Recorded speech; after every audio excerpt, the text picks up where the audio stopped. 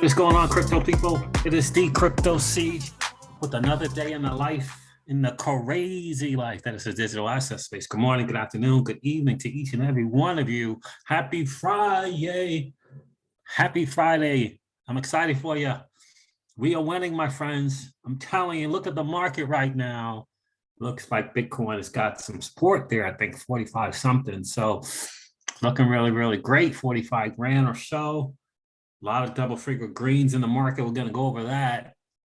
Hester Peirce, shots fired.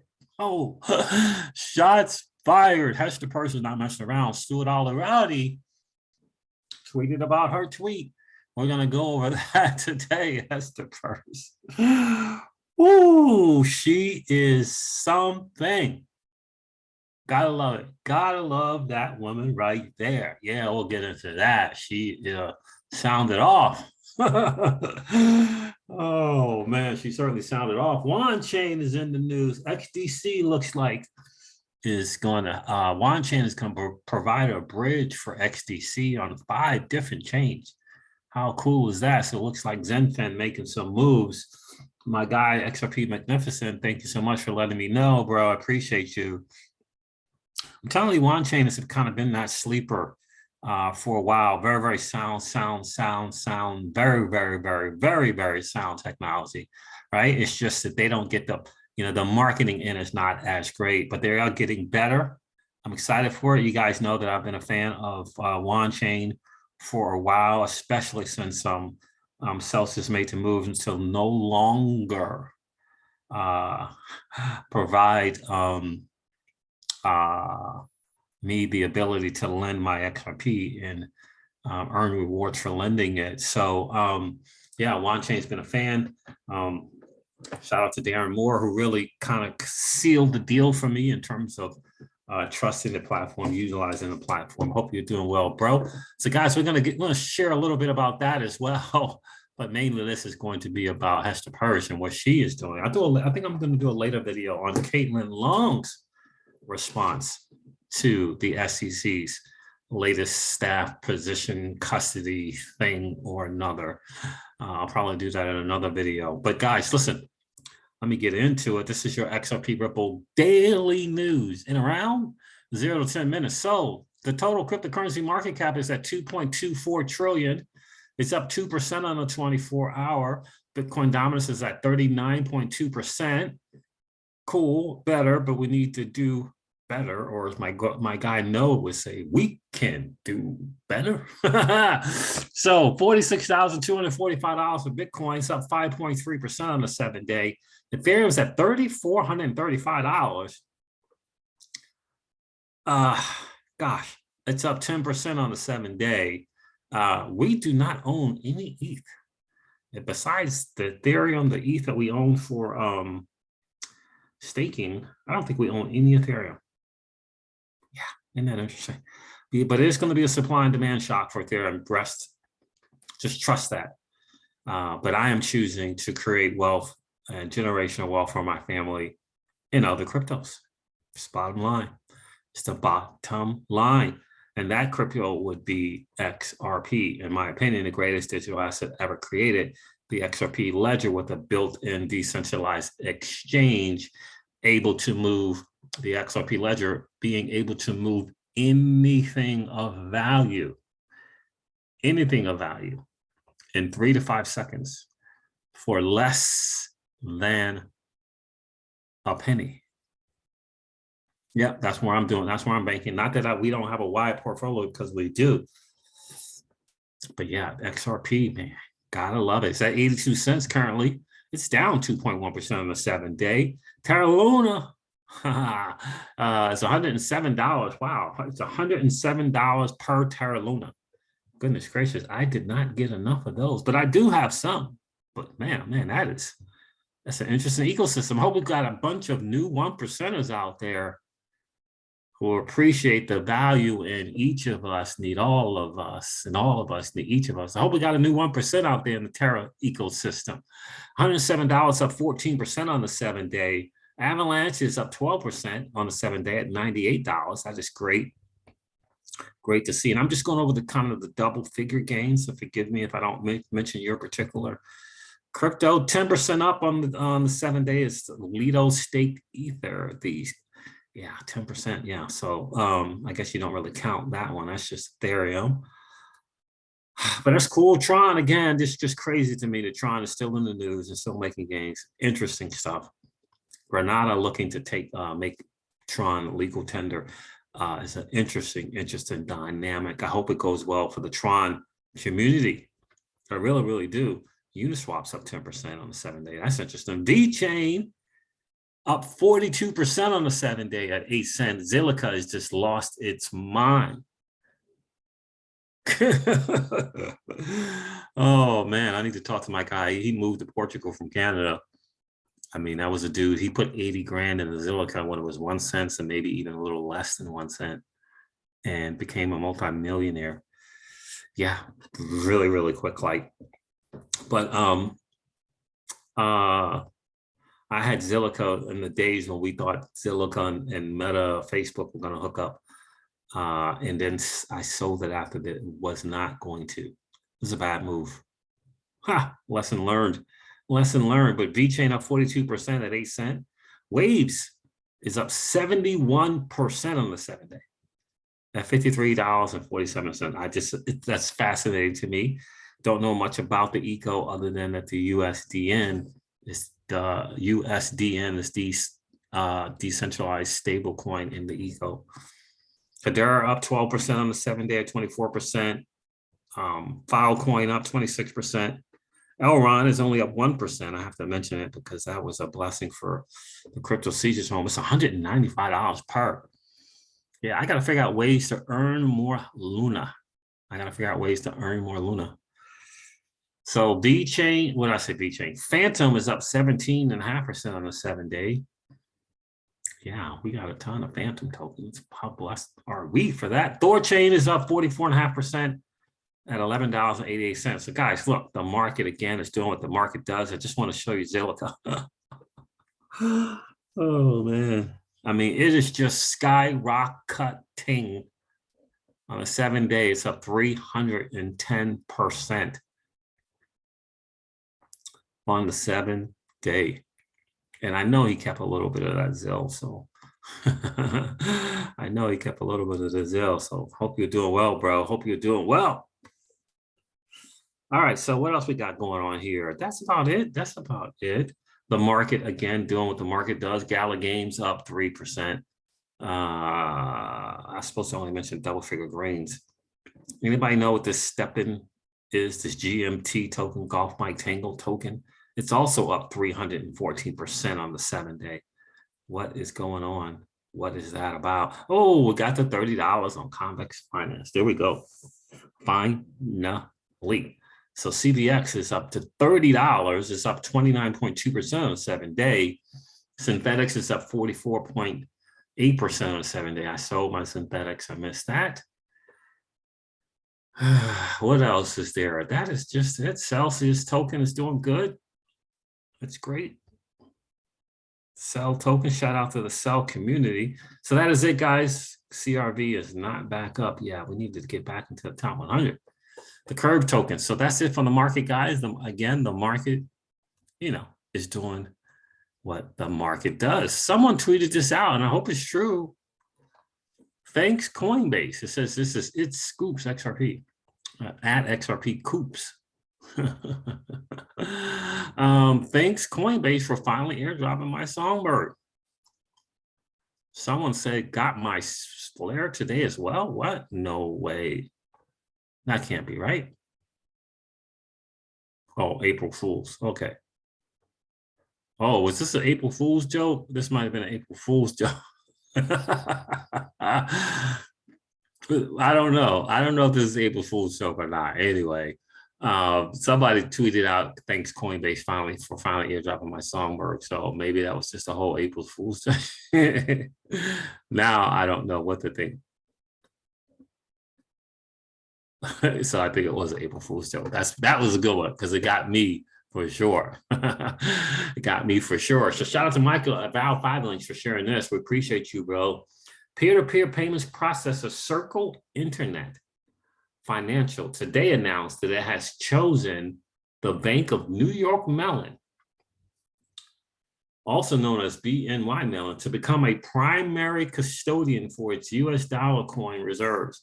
Absolutely big time news for Circle. They're trying to make their mark in the stable coin world, and getting BNY Mellon as the custody for the reserves is just genius in freaking motion. It's BNY Mellon, established for decades. Now, you can't make some argument about the reserves there. You can't make some argument about whether or not something's being backed or not there. So stablecoin, that's a brilliant move. Stablecoin trying to make their place. The powers that be do not want stables. They don't want stables to win. Trust me, they don't. They want the central bank digital currency to win. They don't want stables to win. You and I, however, at least for me, I want the stables to win. I'm not interested in somebody's central bank digital currency or their freaking e-cash. Not interested. Not interested. If I have to use their e-cash because the dollar just is gone, now I will, but yeah. Give me stable coins, give me my own digital assets, give me my own money so that I can choose to do what I will. Yeah, so shout out to Circle and the people with Jeremy Allaire. Shout out to them dudes, man. Shout out to them freaking dudes. Big time move right there. It's a big time move. Stables aren't going away. And, when you got a central authority like Circle and their USDC, and now you got BNY Mellon as well, like people can hold that accountable. Circle is making themselves become more and more accountable. People can come to them. And so this BNY Mellon deal is a big deal for them to choose them and for that to happen, that relationship, if you will, to happen is massive for Circle. It is massive for Circle. Absolutely. And I have no problem. I love using USDC. I have no problem using USDC. Absolutely no problem. But understand when it's central and it's central, when the powers that be, like United States government says, yeah, we need you to close that down for 7 days. They can't say no. There is no in that. There is no in that. But perhaps that will never happen where they tell them to shut it down. Perhaps, we're talking the extreme situations like what's going on, right, in the current situation right now with Russia and Ukraine, right? Because they reached out to Tether, powers that be reached out to Tether and said, we really like you to kind of stop doing some stuff with certain people that affected the regular folks. But because Tether, if you will, is a central thing, they were able to do it. Unlike in the Waves ecosystem with the USDN and in the Terra Luna ecosystem with the UST, decentralized stables. Just some food for thought. Love the stablecoin idea. Absolutely love it. Just some food for thought. Centralized versus decentralized. All right. So Hester Peirce went on, doing her thing, guys, doing her freaking thing. Here she says the new staff accounting bulletin on crypto assets and my thoughts. And what's his name? What is his name? Stuart Already. Yeah, he quoted her on this, something from here. So response to the staff accounting bulletin number 121. I write regarding staff accounting bulletin blank, which is yet another manifestation of the Securities Exchange Commission's scattershot and efficient approach to crypto. I mean, this is just talk about shots fired. She's not holding back. She's not holding punches. And she's speaking, what she believes. And she's speaking the truth. And it's just going to be increasingly hard. She's basically saying, look, your approach, Mr. Gensler, it's not working. And it's harmful.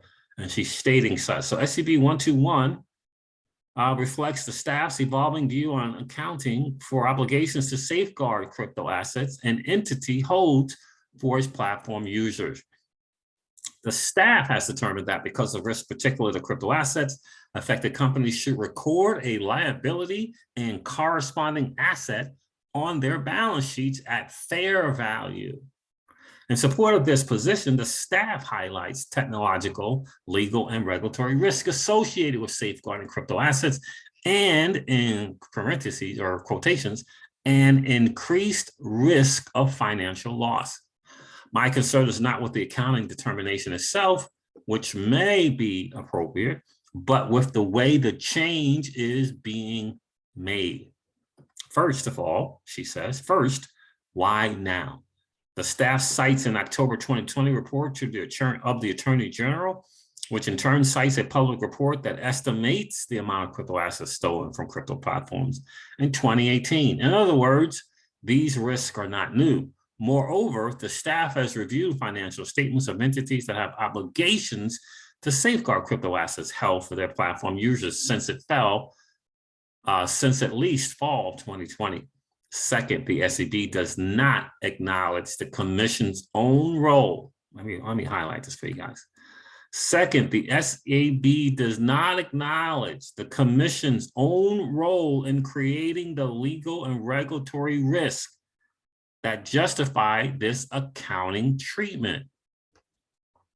And here's just the body blow right here.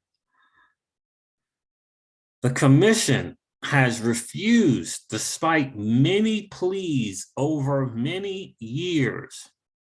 The commission has refused, despite many pleas over many years, to provide regulatory guidance about how our rules apply to crypto assets. The commission has refused, she's saying, despite many pleas, she is saying, for many years, she is saying, they have refused to provide regulatory guidance about how our rules apply to crypto assets. So some of the responsibility for the lack of legal regulatory clarity lies at our doorstep. Some recognition of the commission's own role in creating the conditions to which the staff points as justification for the SAB would be appropriate.